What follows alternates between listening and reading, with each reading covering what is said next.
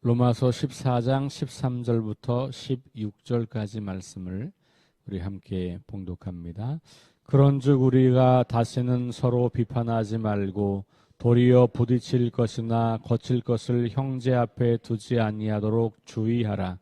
내가 주 예수 안에서 알고 확신하노니 무엇이든지 스스로 속된 것이 없으되 다만 속되게 여기는 그 사람에게는 속되니라. 만일 음식으로 말미암아 내 형제가 근심하게 되면 이는 내가 사랑으로 행하지 아니함이라. 그리스도께서 대신하여 죽으신 형제를 내 음식으로 망하게 하지 말라. 그러므로 너희의 선한 것이 비방을 받지 않게 하라. 아멘.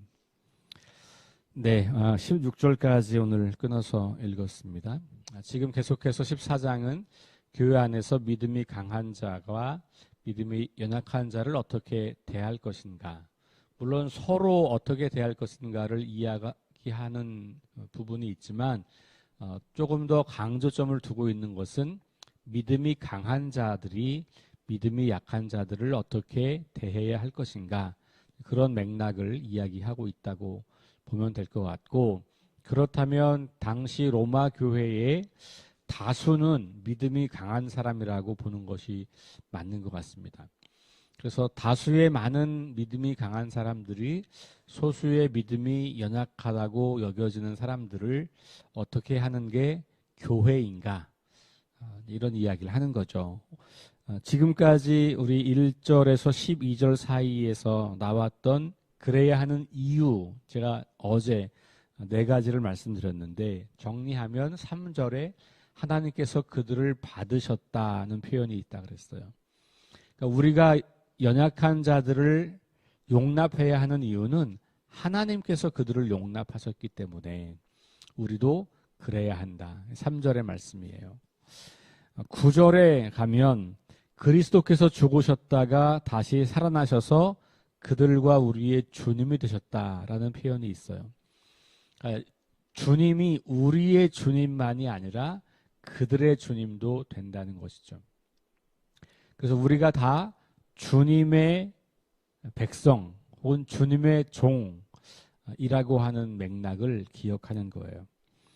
10절 상반절에는 그리스도인들이 서로를 부를 때 형제라고 부르는, 형제라고 하는 단어가 나오죠. 그러니까 이 형제라고 하는 것은 혈연 관계에서 사용하던 호칭인데 교회 공동체에서 이 호칭을 사용하는 거죠. 그 말은 교회 공동체를 그 당시에는 한 가족으로 이해했다는 겁니다.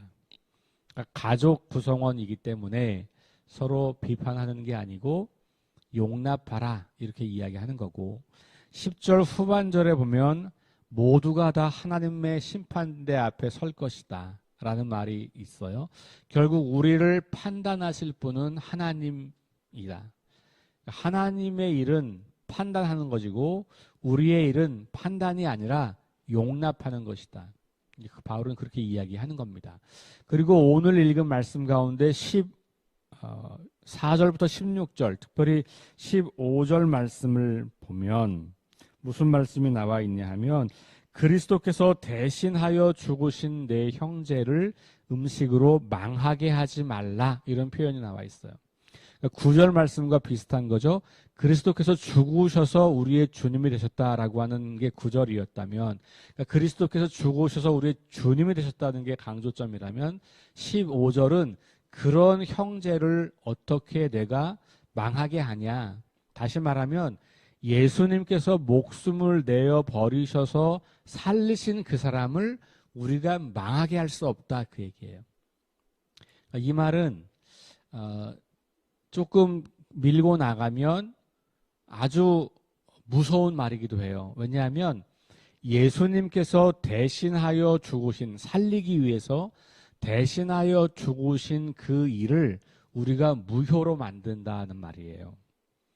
연약한 자를 받지 않으면 예수님이 죽으심으로 우리를 구원하시려고 했던 그 놀라운 구원의 사건을 무효로 만드는 것 혹은 부정하는 것이 되는, 다시 말하면 하나님의 구원 사역을 대적하는 사람이 되는 거예요. 이건 어마어마한 일인 거죠. 그러니까 우리가 하고 있는 일이 별거 아닌 것 같지만 하나님의 일을 방해하고 있는 일이 된다. 이렇게 볼 수도 있는 거예요. 굉장히 심각한 문제라고 바울은 지금 이야기하는 겁니다. 자, 오늘 말씀에 중요한 것은 그래서 믿음이 강한 자들이 믿음이 약한 자들에게 어떤 태도를 보여야 하는가를 말하는 거예요. 그게 바로 용납과 존중이다는 것이죠. 13절 말씀은 우리 번역은 그렇게 안 되어 있지만 원어로 읽으면 동일한 두 단어가 처음과 마지막에 쓰여 있어요. 자, 오늘 말씀에 서로 비판하지 말고 도리어 부딪힐 것이나 거칠 것을 형제 앞에 두지 않도록 주의하라라고 되어 있잖아요. 동일한 단어가 없어요. 그런데 원래 원어는 여기 비판하다라고 하는, 서로 비판하지 말고 해서 그 비판하다라고 하는 단어와 마지막에 주의하라는 단어가 다 같은 단어예요. 원래 기본적인 뜻은 판단하다는 말입니다. 그러니까 너희가 서로 판단하지 말고 뭘 판단해야 되냐 하면 부딪힐 것이나 거칠 것을 형제 앞에 두고 있지 않은가를 판단하라는 거예요. 서로를 판단하지 않는데 그 서로를 판단하지 않는 것을 하려면 잘 판단해야 되는데 뭘 판단해야 되냐? 내가 말하는 거, 내가 행동하는 게 혹시 형제들을 걸려 넘어지게 하는 것이 되지는 않는가를 판단하라는 거예요. 사실 교회 안에서 말로 사람들은 넘어지는 거잖아요. 그렇죠? 바울이 지금 그 얘기하는 거예요. 우리가 하는 말은 너무 자연스러운 말이었어요. 그런 의도가 아니었어요. 그러려고 한 게 아니었어요. 그런데 누군가에게는 그것이 걸림돌이 되더라는 거예요. 제가 우리 교회에 와서 자주 들었던 이야기 중에 하나는 많은 사람들이 교회를 떠났다는 거예요. 그게 너무 안타깝다는 거예요. 그런데 그것을 누구 한 사람의 개인의 책임으로 몰아가기에는 우리 공동체의 책임이 전 크다고 봐요. 그리고 어느 한 사람 때문에만 그런 건 아니에요. 여러 사람들이 걸려 있어요. 여러 사람들이라고 하는 것은 많은 사람들이 그렇게 하고 있다는 거예요. 그래서 그 떠나간 사람이 누구 때문에 떠났어 라고 말하려고 한다면 혹시 나 때문에 떠난 사람은 없는지를 돌아보셔야 돼요. 어느 누구에게도 예외가 없습니다. 왜냐하면 우리가 공동체고 가족이기 때문에 다 책임이 있는 거예요. 그러면 내가 누군가 때문에 교회를 떠나는 사람을 알고 있다면 나는 과연 그 사람을 나 때문에 교회에 다시 오게 하고는 있는가도 생각해 봐야 되는 것이죠. 그러니까 교회 안에서 상처받는 것은 대부분 그렇게 하려고 해서는 아니에요. 그런데 스스로 믿음이 강하다고 하는 사람들이 믿음이 연약한 사람들을 비판하고 정죄하고 무시하고 업신여기는 언어를 아무렇지도 않게 사용하고 있기 때문인 경우가 사실 굉장히 많은 것이죠. 제가 우리 교회에 있어 본 것은 아니지만 제가 거쳐왔던 많은 교회들이 동일한 문제를 겪고 있어요. 어느 교회도 그런 문제가 없는 교회가 없어요. 왜 그럴까요? 우리가 다 말로 실수하는 사람들이기 때문에 그래요. 그래서 우리는 내가 하는 말이 어떤 영향을 주고 있는지를 점검하는 일이 굉장히 중요하고 바울은 지금 그 말을 하고 있는 거예요. 질문을 한번 드려볼게요. 생각해 보세요. 내가 하는 말이 사람들에게 어떻게 비춰질까를 염두에 두시면서 말씀을 하시나요? 대부분은 그렇지 않습니다. 특별히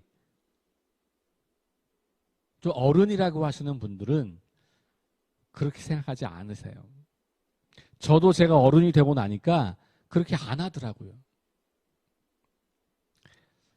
그러니까 제가 하는 말을 저는 좋은 의도로 이 사람을 성장하게 하고 변화시키려고 하는 좋은 의도예요.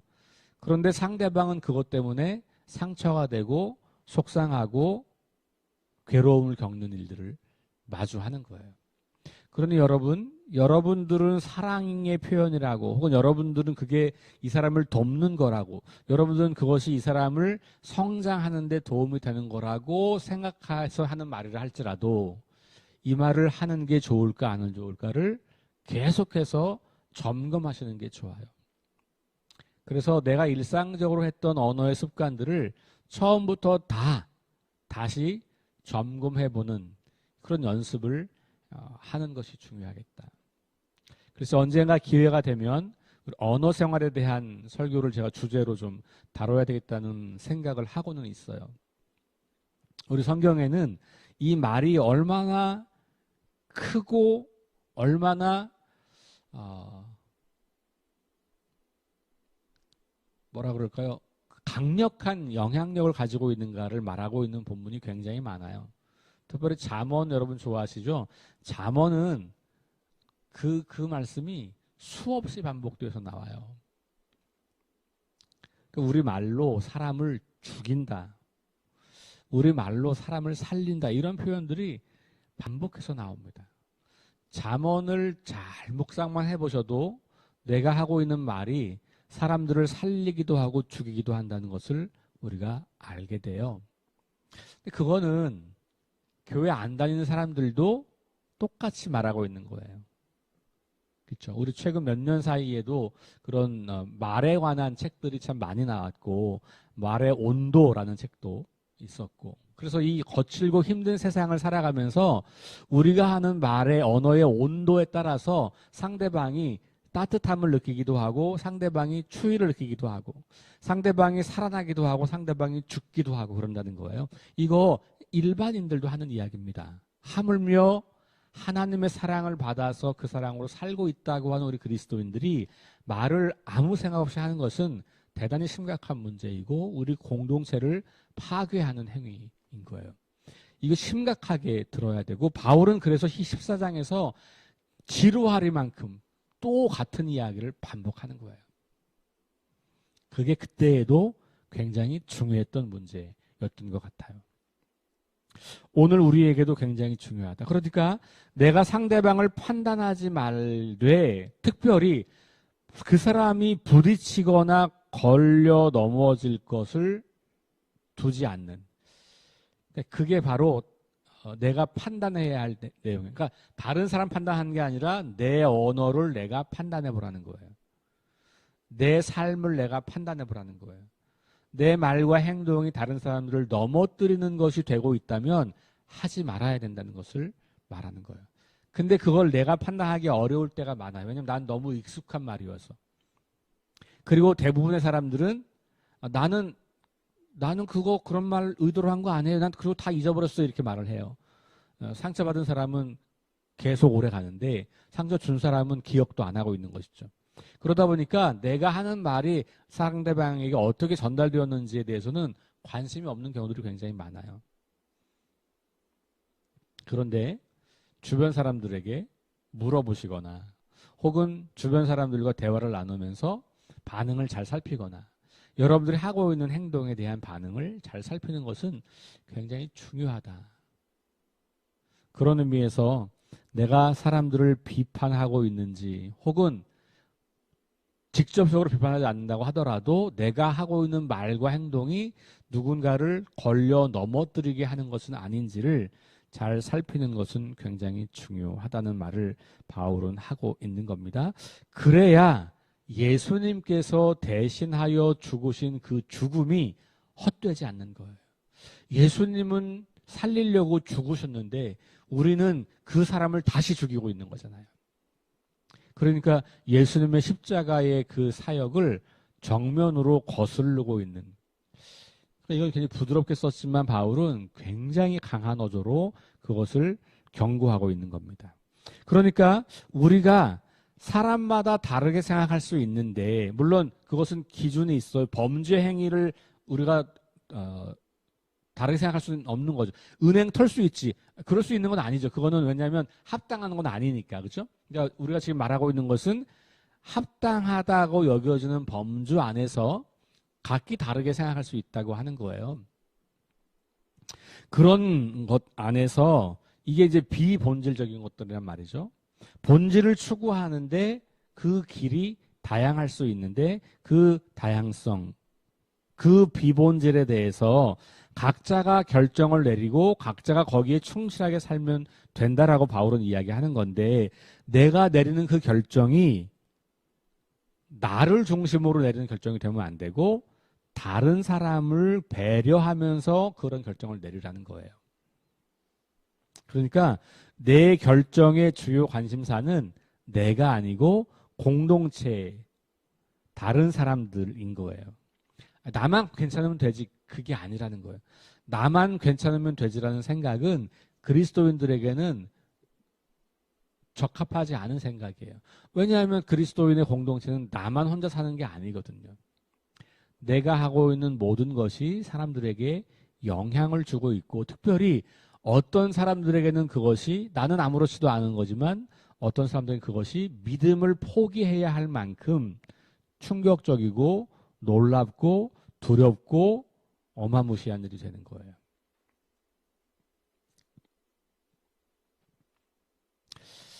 자, 그래서 오늘 본문 맥락에서는 믿음이 강한 자들의 생각은 뭐냐 하면, 음식은 어떤 것도 그것 자체로 더러운 건 없어 라는 게 믿음이 강한 사람들이 가지고 있는 생각이에요.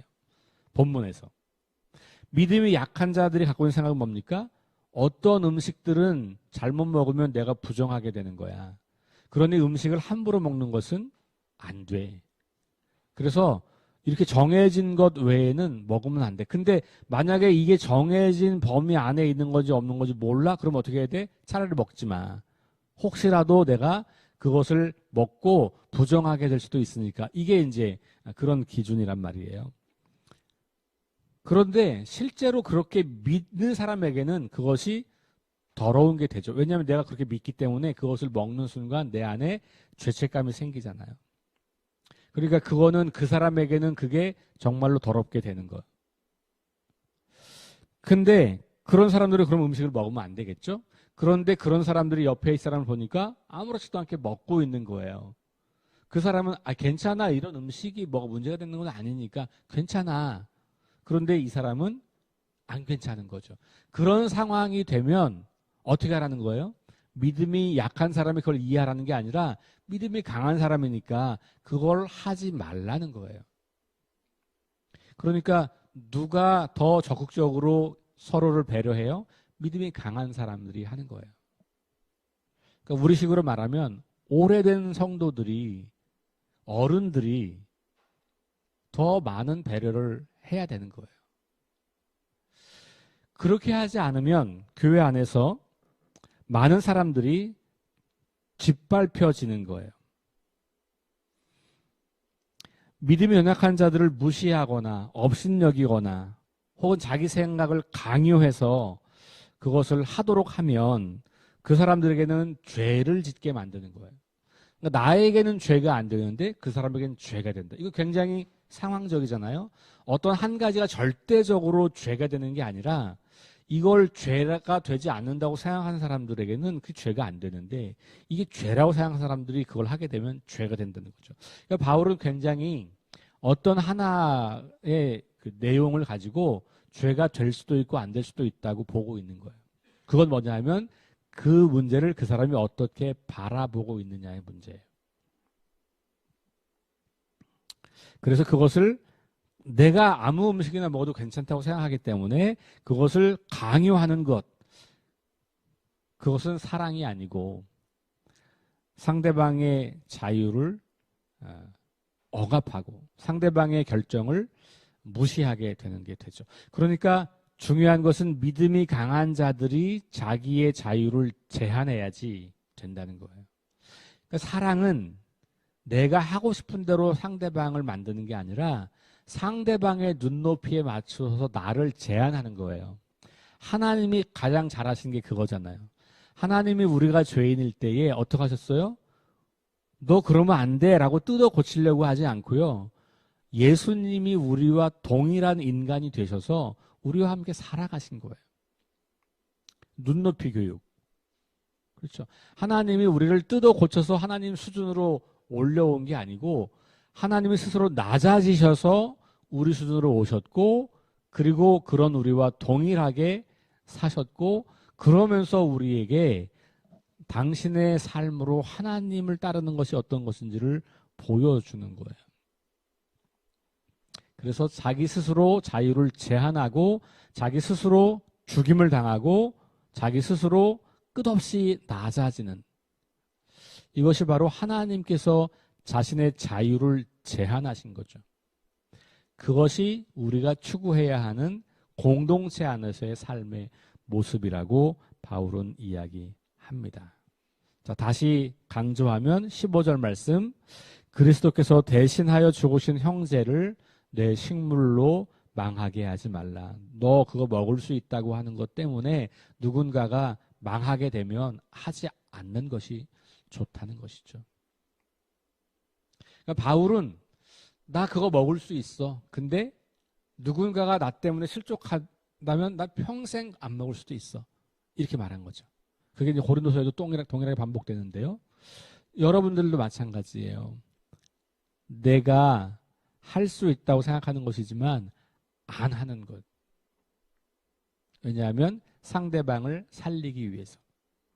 그러니까 교회 공동체는 결국 끊임없이 나의 성장을 통해서 다른 사람을 어떻게 성장하게 할 거냐를 고민하는 공동체인데 내가 하고 있는 것이 성장을 정말로 촉진하는 것인지 아니면 오히려 저 사람들의 믿음을 짓밟는 것인지를 잘 헤아릴 필요가 있다는 거예요. 그러니까 오늘 하루 중에 저 여러분들에게 시간을 좀 내셔서 내가 잘 쓰고 있는 표현들, 내가 사람들에게 자주 하고 있는 말들, 내가 특별히 교회 안에서 내가 누군가를 좀 이렇게 가르치려고 혹은 변화시키려고 할 때 사용하는 말과 행동들을 잘 살펴보시고 내가 저 사람들 믿음 없어 라고 여겨지면서 참 이해가 안 돼. 왜 저렇게 하지? 그러면서 나도 모르는 사이에 내 안에서 그 사람들을 무시하고 업신여기는 그 태도가 있는지 없는지 좀 발견하시고 그런 것들을 내가 어떻게 그러면 바꿔야 할까를 고민하시면서 그 길을 좀 모색해 보는 시간을 오늘 꼭 가져보시면 좋겠어요. 내가 의도적으로 생각하고 계획하고 그 계획한 것을 실행하는 것이 반복될 때 습관이 생기는 거지 머리로만 그러면 안 돼 라고 해서 습관이 생기진 않아요. 우리는 나쁜 습관을 없애려면 좋은 습관을 만드는 방법밖에 없어요. 이렇게 하지 말아야지 결심한다고 그게 되지 않아요.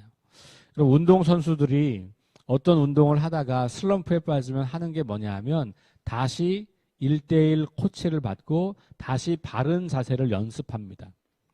무한 반복 좋은 자세를 연습하면 잘못된 행동, 잘못된 습관이 사라지는 거예요.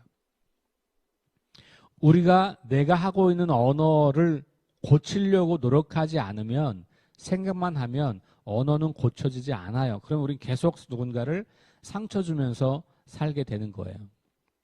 그러니까 오늘 여러분들이 생각해 보시고 그런 게 떠오르신다면 그럼 그거를 내가 어떻게 바꿔야 할까 바꿔보시고 연습해 보시고 거울 보고 아니면 그것을 내가 어떻게 취해야 될까 침묵해야 되나 그럼 침묵하는 거 연습하셔야 되고 상대방을 대하는 내 태도 행동들 중에서 혹시 상대방이 불편해하거나 상처받을 수 있거나 이런 것들이 혹시 있다면 아니면 과거에 내가 그런 것 때문에 누군가가 상처받았던 것을 명확히 알고 있다면 그것을 내가 어떻게 지금 하고 있는지 지금도 그렇게 반복하고 있는지 아니면 그걸 고쳐서 지금은 그렇게 하고 있지 않은지를 점검하시면서 여러 가지가 있을 수 있겠지만 한 가지 정도라도 여러분들이 오늘 한번 잘 생각해 보시고 연습해 보시는 그런 하루가 되어서 우리가 조금씩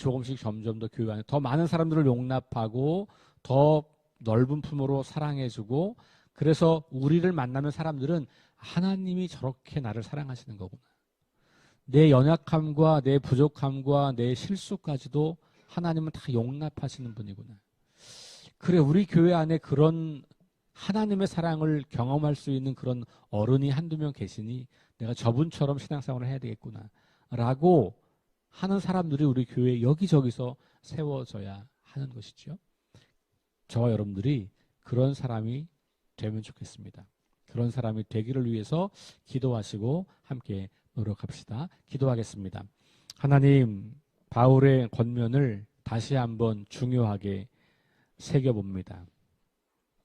믿음이 강한 사람들이 해야 할 일은 내가 하고 싶은 대로 하는 것이 아니라, 내 생각에 옳은 것을 끊임없이 주장하는 것이 아니라, 내가 그동안 오랫동안 해왔던 방식대로 다른 사람들을 강요해서 그렇게 만들려고 하는 것이 아니라, 그들을 있는 그대로 바라보며 존중하고 기다리고 용납하고 품어주는 것, 하나님이 우리를 그렇게 용납하신 것처럼 하나님이 지금도 그 사람을 기다리고 있는 그 마음으로 우리가 그런 말과 행동들로 교회 안에서 건강하게 공동체를 세워갈 수 있도록 인도하여 주옵소서.